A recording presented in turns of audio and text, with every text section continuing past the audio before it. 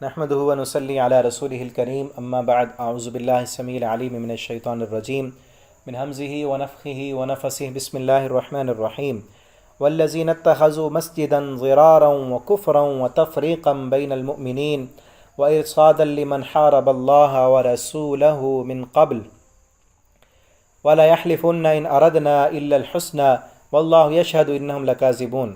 तर्जुमा कुरान का सबक सूरह तौबा आयत नंबर 107 से पढ़ेंगे।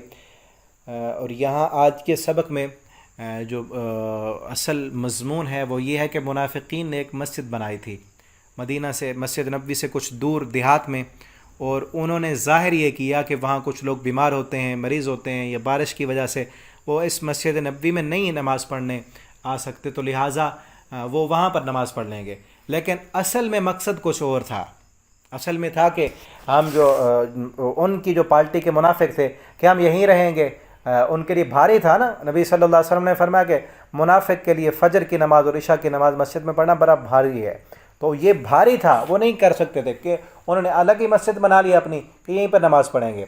और आप सल्लल्लाहु अलैहि वसल्लम से कहा कि आप भी आएँ इस मस्जिद में नमाज़ पढ़ें, इसका इफ्तिताह करें ताकि हम भी फिर बाद में नमाज़ पढ़ते रहें।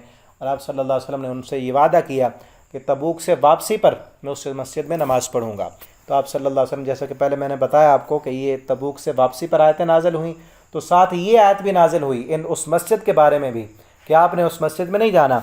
वल्लज़ीना इत्तख़ज़ू, वो लोग जिन्होंने बनाई मस्जिद ज़िरारन, मस्जिद ज़िरार तकलीफ़ पहुँचाने के लिए, व कुफ़रा, जिसकी बुनियाद कुफ़र फैलाने के लिए, व तफ़रीक़न बैनल मुअमिनीन, मोमिनों में तफ़रक़ा डालने के लिए बनाई गई, व इरसादन, और घात है, लिमन, उस बंदे के लिए, हारब अल्लाह, जो जंग करे अल्लाह और उसके रसूल के ख़िलाफ़, कि उसके लिए जाए पनाह बनाई गई है, काफरों के मुनाफिकों के छुपने की जगह है। मिन क़ब्ल, इससे पहले, वला यहलिफ़ुन्ना इन अरदना, और अलबत्ता ज़रूर वो कस्में उठाएंगे कि नहीं हम इरादा रखते इल्लल हुस्ना, मगर नेकी का। ये मुनाफिक कस्में उठा कर कहेंगे कि हमने तो नमाज़ पढ़ने के लिए बनाई है, जबकि अल्लाह फरमाते हैं नहीं, इन्होंने मुसलमानों को धोखा देने के लिए, मुसलमानों के ख़िलाफ़ इन्होंने पनाहगाह बनाई है, और ये मुसलमानों में तफ़रक़ा डालने के लिए मस्जिद बनाई गई। वल्लाहु यशहदु इन्नहुम लकाज़िबून, अल्लाह ख़ुद गवाही देते हैं कि बेशक ये मुनाफिक झूठ बोलते हैं। ला तक़ुम फ़ीही अबदा, अब मैंने बताया ना, आप सल्लल्लाहु अलैहि वसल्लम ने वादा किया हुआ था कि इस मस्जिद में मैंने आके नमाज़ पढ़नी है। अल्लाह ने फरमाया नहीं, ला तक़ुम, नहीं आपने क़याम करना फ़ी, उसमें अबदा, कभी भी आपने उस मस्जिद में नहीं जाना। ला मस्जिदुन, हाँ अलबत्ता वो मस्जिद, उस्सिसा अला तक़वा, कि जिसकी बुनियाद तक़वे पर रखी गई। इसकी बुनियाद तो लड़ाई पर, झगड़े पर, मुसलमानों में तफ़रक़ा डालने के लिए रखी गई। आप उस मस्जिद की तरफ जाएं जिसकी बुनियाद तक़वे पर रखी गई। अब ये मस्जिद कौन सी है, इसमें मुफस्सिरीन के दो आरा हैं।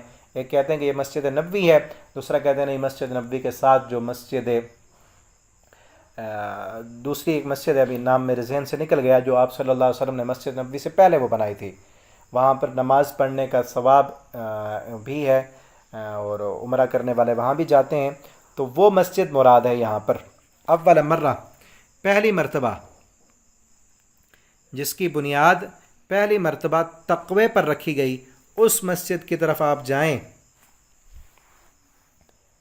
अव्वल यौमिन अहक्कु अन तक़ूम फ़ी, हक़ रखती है कि आप उसकी तरफ क़याम करें।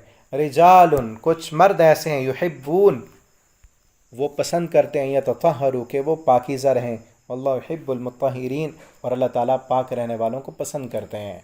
तो ये उस वहाँ रहने वाले जो लोग हैं उनकी पाकीज़गी अल्लाह ने बयान की है कि वो तहारत का इस कदर ख्याल रखते हैं, तो उनकी खूबी है। अल्लाह ताला ने फरमाया अल्लाह भी पाक रहने वाले, पाकीज़गी को पसंद करते हैं जो लोग, अल्लाह भी उनसे मोहब्बत करते हैं, अल्लाह भी उनको पाक रहने वालों को पसंद करते हैं। तो हमें भी चाहिए कि हमेशा बावज़ू रहें, पाकीज़गी की हालत में रहें।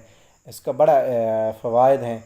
इंसान गलत ख़यालात से, जिन्नात, शयातीन से, शैतान के वसवसे से, गुनाह की सोच से बच जाता है। आजकल जो नौजवान कहते हैं ना, नेट का दौर है, फाशुरियानी का दौर, हर वक्त ज़हन में गंदे ख़यालात, बुरे ख़यालात आएँ, तो वो आऊज़ु बिल्लाह भी पढ़ें और साथ कोशिश करें कि हमेशा बावज़ू रहें। बावज़ू रहेंगे तो इंशाअल्लाह ये शैतान की तरफ से बुरे ख़यालात नहीं आएंगे। अफ़मन अस्ससा बुनियानहु अला तक़वा, तो क्या वो मस्जिद के जिसकी बुनियाद तक़वे पर रखी गई, मिनल्लाह, अल्लाह की तरफ से, व रिज़वान, और अल्लाह की रज़ामंदी पर जिस मस्जिद की बुनियाद रखी गई,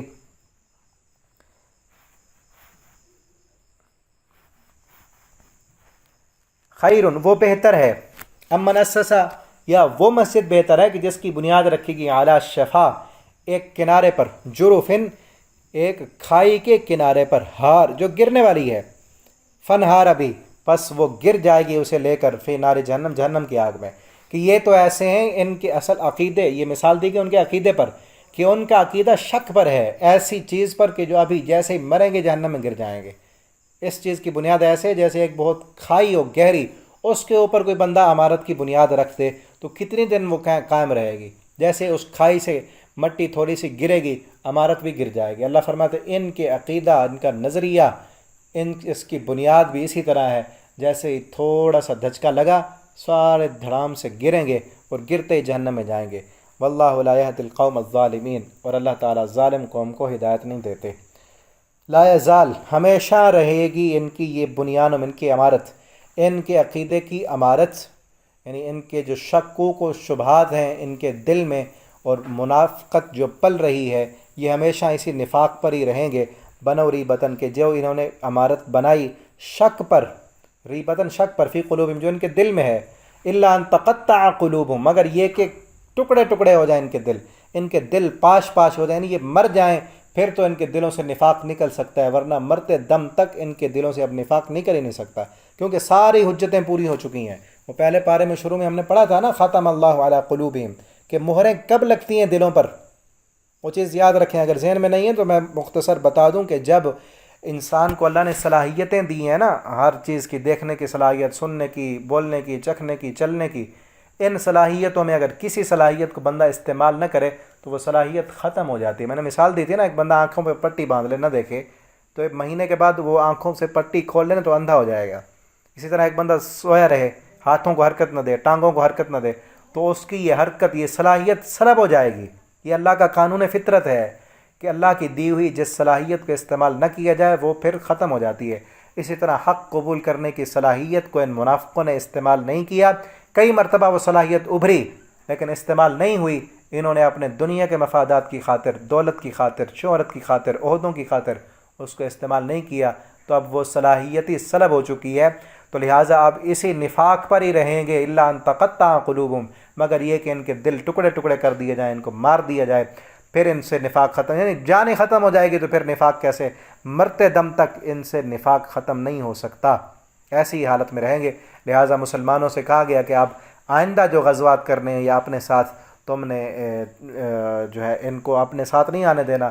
اور پہلے بھی پڑھا تھا ہم نے سورہ آل عمران میں کہ اپنے راز کی باتیں، وہاں پر کہا گیا کہ راز کی باتیں ان کو نہ بتاؤ، لیکن یہاں کہا گیا بس کاٹ کے ان کو سائڈ پر پھینک دو.